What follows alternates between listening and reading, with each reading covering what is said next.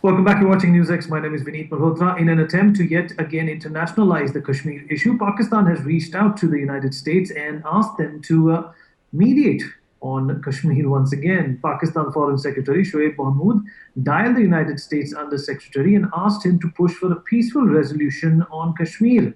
This is yet another attempt from Pakistan to internationalize the Kashmir issue.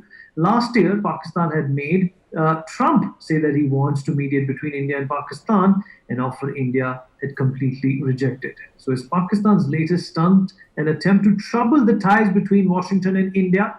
Why is China's stooge reaching out to the United States at a time when Beijing, under immense pressure from both US and India and the world as well?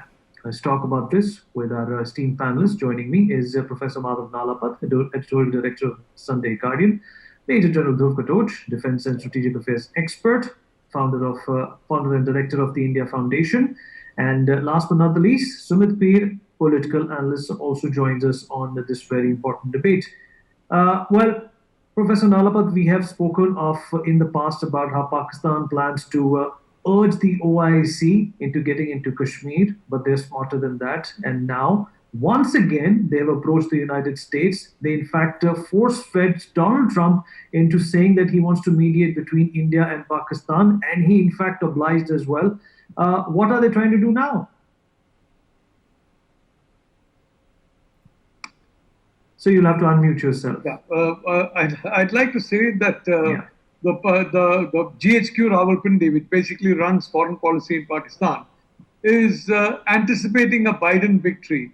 And they believe that if Joe Biden becomes president, then Joe Biden is going to try and get the United States involved in on the side of Pakistan. Well, that situation is long gone. The reality is the public across the United States are fully aware of the dangers posed by the Wahhabis. Now, the only problem for Joe Biden is in his campaign, you have a migration of a number of people from Bernie Sanders' campaign, and these people are hardcore Wahhabis. You know, it's amazing how hardcore Wahhabis somehow manage to infiltrate leftist groups and almost kind of guide these groups into pursuing agendas that are anything but leftist. In any Wahhabi country, the first thing that will happen to leftists, they'll go to their grave. But so you have some hardcore Wahhabis in the Biden camp, and many of them have got very strong links with the Pakistan embassy. And these have ensured that Biden gives occasional statements about India. But I would like to say a Biden out of power and a Biden in power are two entirely different Bidens. And now you've got Kamala Harris also who knows India very well. And Kamala Harris certainly will not be any friend of the Wahhabis, I can tell you. So I think it's important to understand that the United States has made its stand clear. It is with the coalition against China, and China's partner are the Wahhabis. So I'm not really worried about this so-called effort to bring the US involved. It's not going to happen. And if any politician tries that, I'm sure the government of India will respond with very firm, very firm, and of course polite view that please keep out of this matter. It's entirely an internal matter of India. The whole of Kashmir is an internal matter of India, except terrorism indulged by Pakistan and that part of Kashmir under the illegal occupation of Pakistan. General Katoch, perhaps even before the coronavirus, if Pakistan had made a similar request or an urge for the United States to intervene between India and Pakistan and try to sort out an internal matter of the country, it would have been a different ballgame altogether. But now, as the trade war and as a potential actual war between the United States and China is imminent, or rather some sort of a discourse is imminent, do you think that Pakistan's voice is going to fall flat? Oh, I've got I've got absolutely no doubt that nobody in the United States, including the Democratic presidential nominee, Mr. Biden, they are going to look into what Pakistan is stating.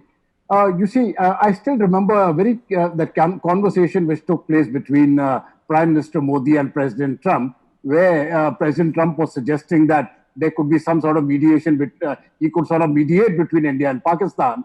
And Prime Minister Modi laughingly told him, he said, we don't want to give you that trouble. We'll handle our own problems ourselves. That was squashed immediately.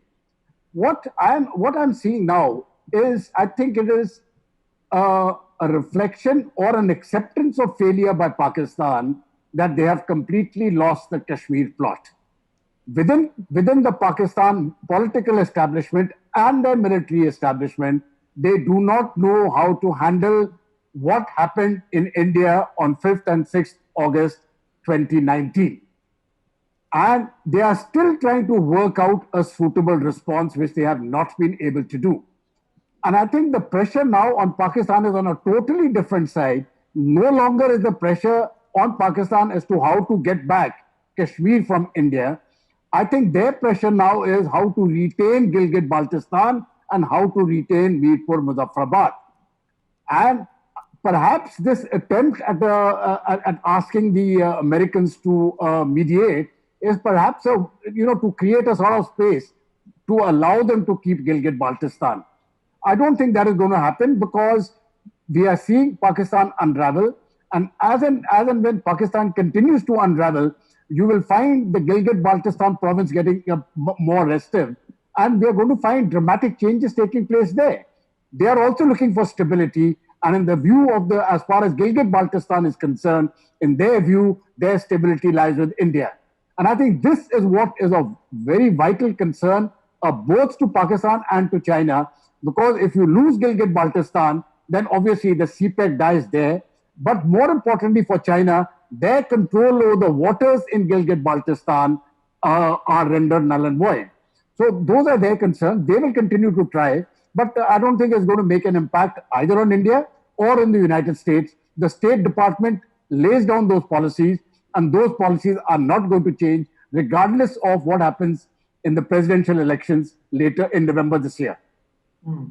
Ambassador Vohra, now first the OIC and now the United States. Colloquially, something like this is called trying to chase your own tail. That's exactly what Pakistan is doing. Thank you very much, Mr. Malhotra. I'm sorry I joined a bit late because I was speaking to one of my principals in Africa. The first thing that, interestingly, the first issue that this person raised was, he said, congratulations, an Indian American is Joe Biden's running mate in the United States, Kamala Harris. So he says, you might soon have an Indian origin person in the White House. I said, well, we might have one in 10 Downing Street also, but thank you for suggesting that. But it's very interesting, the kind of comment that he made. Absolutely right, sir. You're spot on. The general was absolutely correct. What does the United States gain by mediating in the Kashmir dispute? What does Saudi Arabia gain by becoming entangled in the China-Pak attempt to contain India? They lose goodwill across the world. They gain nothing.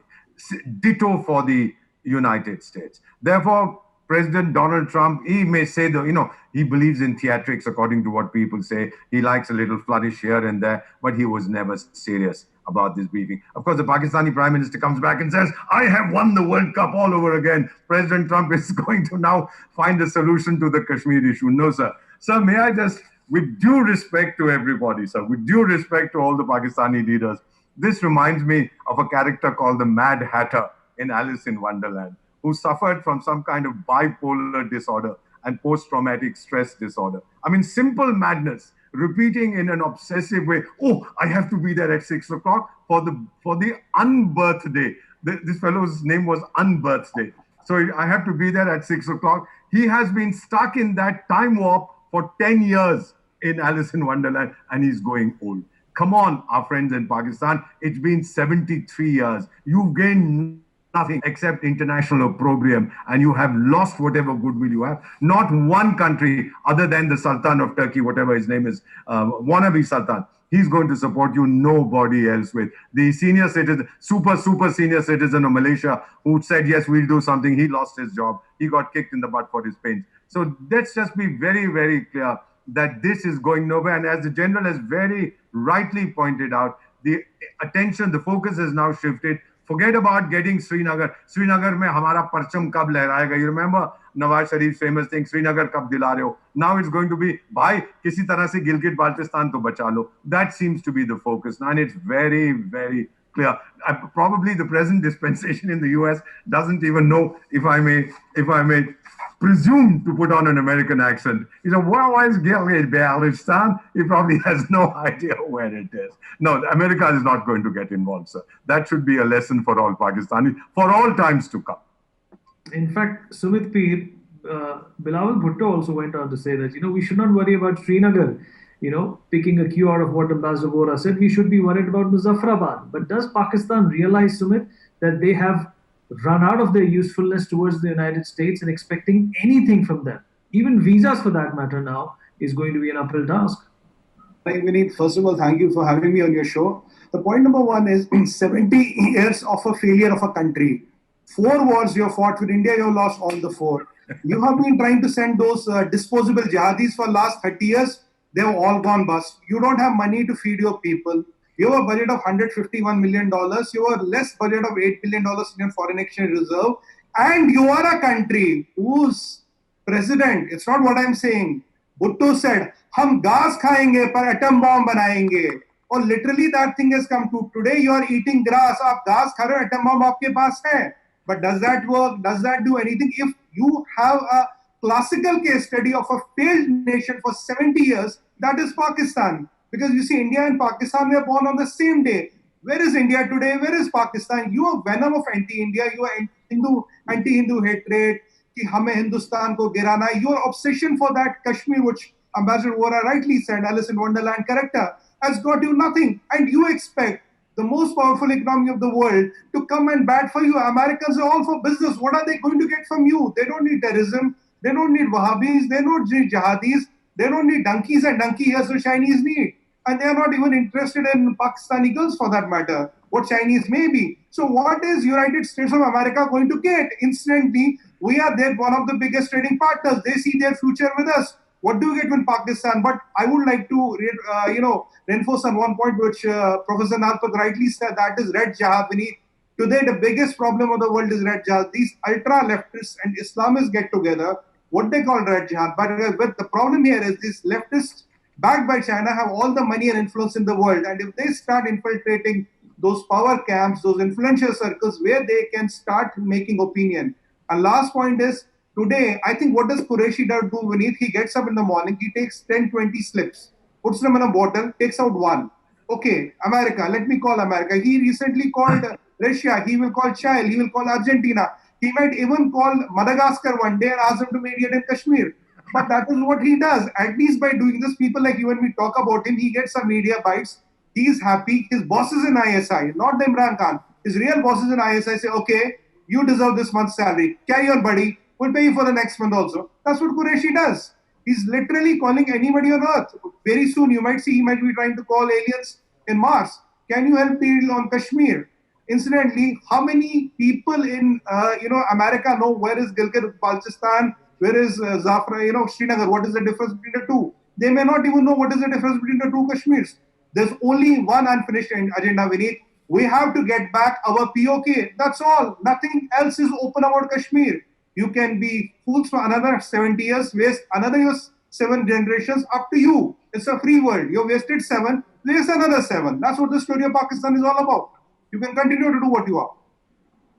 Professor Nalapat, there was a time that Pakistan would literally buy out lobbyists in the United States Congress. Do you think with the changing geopolitical scenario, with the United States pulling out of Afghanistan, that kind of advantage that perhaps Pakistan used and leveraged for a long time is on the verge of a collapse? Yeah. Well, I'd like to say that the Chinese have very deep pockets, and the Chinese will probably be funding the Pakistanis in the US to go on a vituperative rant against India. So they will not do it directly. They will do it through Pakistan.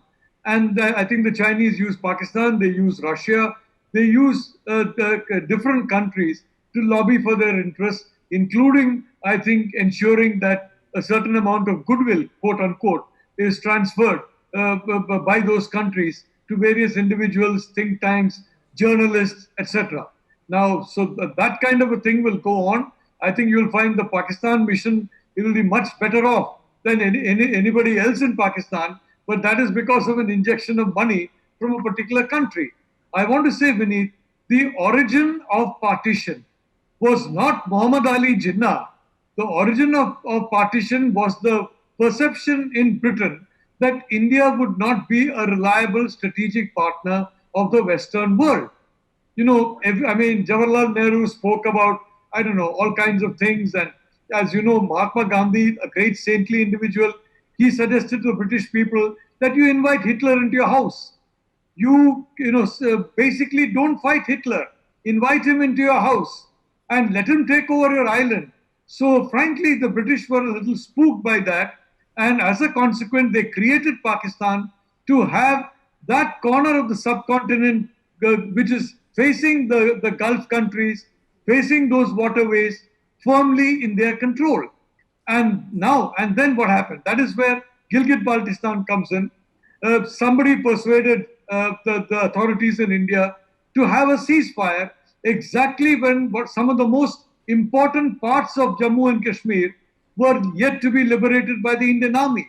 Again, that was because the British wanted that part to be in the control of Pakistan. And today, China is a successor of Britain. Today, China is hoping that Pakistan will give it strategic leverage, Pakistan will give it strategic advantage, and as has been correctly said, Gilgit-Baltistan will be Chinese in everything but name, and possibly in the future some map may be discovered that shows that Gilgit-Baltistan was actually part of some Chinese empire, and so it should be incorporated. So I want to say today the world is totally different. Today we have this distance between the US and China. In my view, today, tomorrow, or day after, India will have to firmly come on the US side in this matter. We are certainly not going to be on the Chinese side. The Indo-Pacific has taken over from the Atlantic. Joe Biden has a lot of Atlanticists. I was waiting to see his vice presidential pick to see whether it will be an Atlanticist pick, which the Clintons will like, or an Indo-Pacific pick, which Obama will like. Biden has chosen Obama over Clinton, and he has chosen Kamala Harris, who is a proud, daughter in a sense of this land. Kamala Harris was very close to her mother.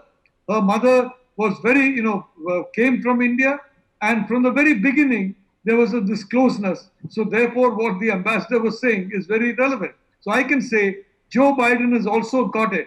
It's not the Atlantic, buddy. It's the Indo-Pacific. Given that, I don't believe anybody out of a lunatic asylum in the United States will ever support Pakistan over India.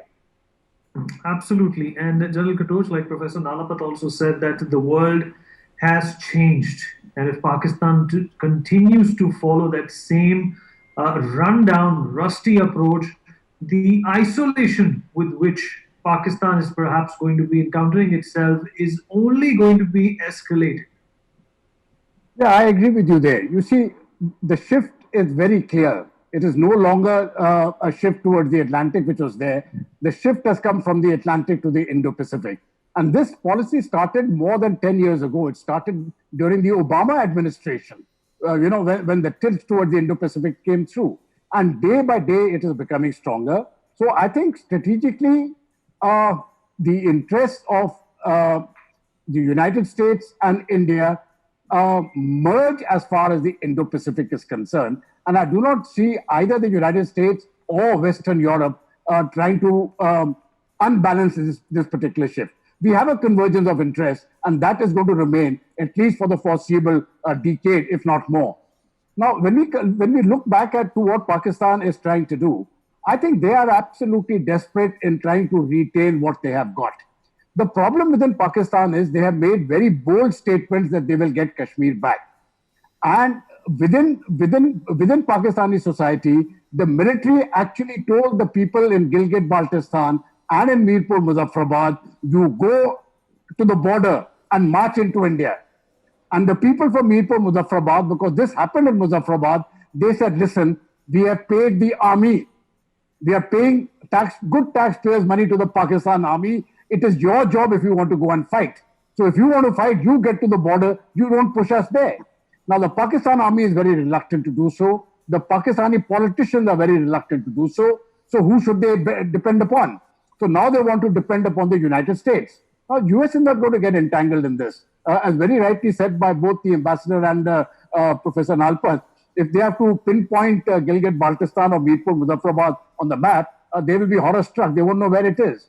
So you see, those things are not going to happen. But I think the real question which we need to address today, and this is the only question which we need to address, which Sumit Peer also very correctly alluded to, when and how is Pakistan going to give back Gilgit-Baltistan and Mirpur Muzaffarabad to India? That, I think, is the only one-point agenda which India should look forward to. And we should tell Pakistan that is the only agenda which we will talk about. In fact, the Home Minister did say something similar a few months back about looking into Gilgit-Baltistan. But Ambassador Vora, pathological obsession is what Pakistan has with us. OCD. OCD. Do you think if they had expended this amount of mammoth energy towards something which was perhaps even more beneficial to them as a nation, then they would be at least a little prosperous and India could have had a dialogue with them? You've asked a brilliant question. First, I just wanted to respond to what Mr. Pierce said about they'll get someone else to mediate. Look, they may not have to go to Madagascar. Guinea-Bissau Prime Minister, I speak to him regularly. I could ask him. His question will be, where is Kashmir? So, I mean, that is the issue. We call this checklist diplomacy. Aaj ye karna hai, wo karna hai, etc. But to answer your question, sir, we did a calculation some years ago. General Saab, this may be of interest to you, 4 or 5 years ago. And we figured out that the cost of the Kashmir conflict for both sides was in the region of about between 7 and 800 billion US dollars in terms of destruction, lives lost, opportunities lost, developmental cost lost, lack of foreign investment coming in because people got frightened. $800 billion for my economy, which is 3 trillion, well, I may be able to absorb it over a period of time. For that poor fellow, sir, it's very, very difficult. And unless he gives up this eternal quest for parity with India, for equality with India. So they get very upset when we tell them, look, when I put on my radar screen, I see China, I see the United States, I see Russia. And somewhere a little blip, I see Pakistan. That fellow, when he puts on his television or his radar, all he sees is India. Now, when he gets over this, I believe forward movement will be there. It'll have to be not just diplomacy or military action by India, but an internal movement within Pakistan. Bhai bhooke mar rahe hain. Ab ye jaane do is sabko, let's focus on development. Please change your priorities. Ultimately, territory is no substitute for food in your stomach, sir. Absolutely. Sumit, Kaptan Saab, Imran Khan, has definitely failed. He tried to run the country like he was playing against Australia, but he ended up, fielding against the entire world and now is finding itself to be extremely cornered. I think, Vinny, don't blame the poor Imran Khan because he was a scarecrow enacted by the military.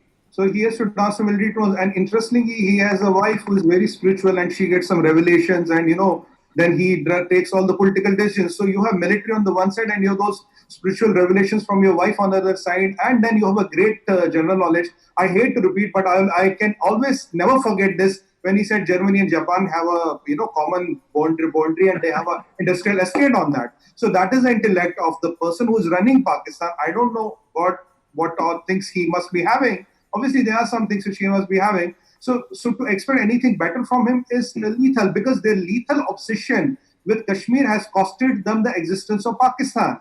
They're not realizing this. This Kashmir word is something which you can never get. And you have wasted 70 years of your life doing that. Now, what have you become? A Chinese colony? So supplying donkey here, supplying donkeys to Chinese, fixing price of naan and rotis, and then the Chinese are coming and marrying your girls and trying to change your demographic and future generations to come. If this is what the idea of Pakistan is about, if this is what Imran Khan brings to the table, God save Pakistan, God save this world. But one thing is for sure, the word Pakistan and the country Pakistan is under existential crisis if Chinese are not stopped. Because you have a very small population and it will not be more than 10 years when there will be no Pakistanis, there will be Pak-chinos, which will be a hybrid between Pakistani and China. And instantly, they are not cappuccinos, what we like. So you have to protect your country from being Pak-chinos. Save your country in your interest. Forget Kashmir. Forget India, जिंदा रहोगे, जिस चीज के लिए पाकिस्तान बनाया था, पहले आप उसको बचाइए भाई साहब, उसको बचाइए, वो रहेगा नहीं। अगर चाइना रहेगा 10-15 साल बाद रहेगा नहीं वो। We have run out of time, but nevertheless, thank you everyone for being a part of this show. For more such videos, subscribe to the NewsX YouTube channel, hit the bell icon.